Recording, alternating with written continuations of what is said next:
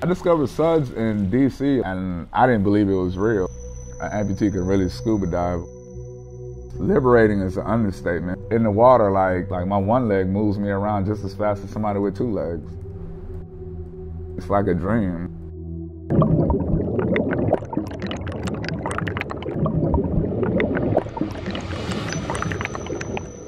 Robert Samuel is one of more than 1,500 veterans who lost a limb while serving in Iraq and Afghanistan. 1, 2, 3. I redeployed in Afghanistan in 2009. We were getting ready to just do a raid. A few vehicles went in front of me and then boom, my vehicle got hit that I was in. My life just stopped right there. And you're just in the hospital. And I don't know, it just felt down, felt useless. And going to therapy to learn how to pick up a cup again, it was like, are you kidding me?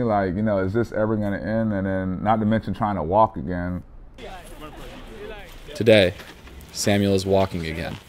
And thanks to a program that teaches amputee veterans how to dive, he's now doing something he could never imagine.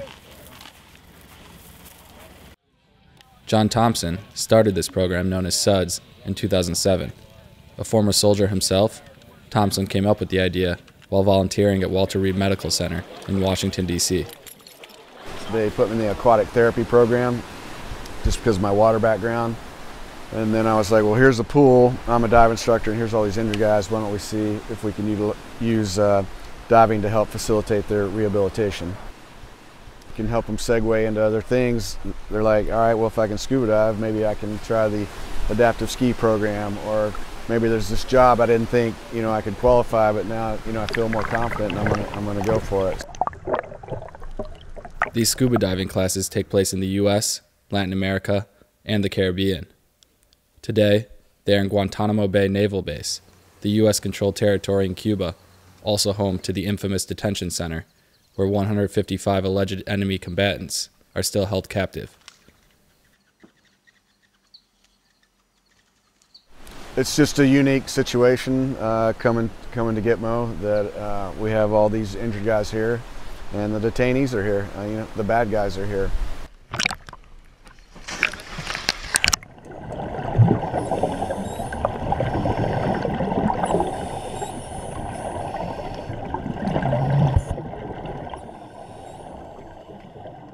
I can do flips, I can do anything. I can go upside down, I can do handstands.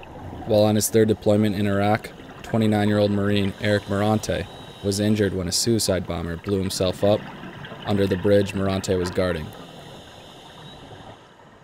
My leg was missing, my hand was tore up, my face was blown up. And, right afterwards, that's when all the nightmares and the trauma started showing up a lot. This has served for my therapy without having to go in a room and having to talk to somebody about it. Like I said, it's just a quiet, peaceful, just hearing yourself breathe. I feel like I'm complete again.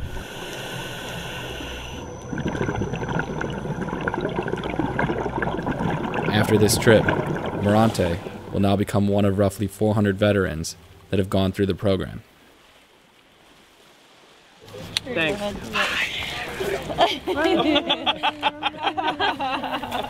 I'm alive again.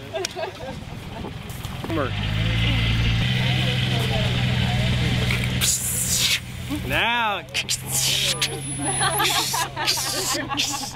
I'm the next RoboCop. Antonio Cruz, a veteran of the Army's 82nd Airborne, just completed his advanced scuba certification. Samuel completed an underwater photography course and plans to become a professional photographer. With the prosthetic, it's hard. Sometimes if I want to get a low angle shot, like for me to get down on my knee, it's kind of harder, When I'm in the water, I can literally just lay down, in the water and get down. If I wanted to get down to a knee, I can get down and literally float, and it's not causing no hindrance to me whatsoever.